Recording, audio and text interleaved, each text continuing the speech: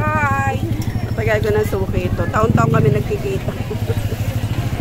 Ito, at tataas na puhunan. Dati yung 5 piso, ngayon 9 na. 9, yung 1B, 25 yung may star. Ay, kaya mo na. Vlog lang naman yan. Plus, ayan, yung mga Christmas letter, Christmas alphabet.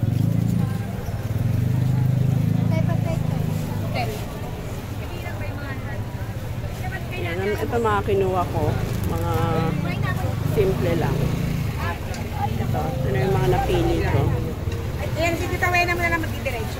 Tita Wena mo na lang. Tita Wena, o.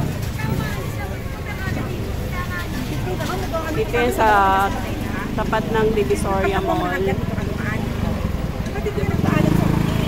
Yan ang mga patok na ngayon per month. Mga Christmas lantern.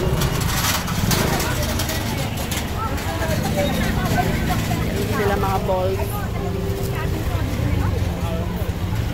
Hindi lang sila makadisplay na maayos kasi binabawal na sila lumampas sa kalsada. Dati maganda yung displayan nila dito.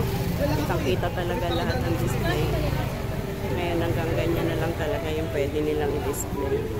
Pero kapag suki ka na, pipili ka lang ng bawat design sa kanila. Yung mga yan naman kasi yan ang mga mabibili. Ilang metang 190 pieces? 90 na. Sige mo na. Ito, bilangin mo siya. 14.50. Oo. Ayan mga kinuha ko. Okay.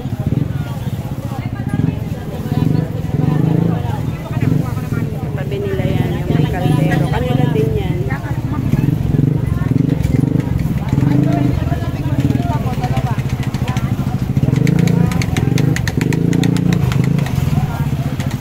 Hindi pa masyadong matao. Pagdating ng December ito, sigurado ito full pack.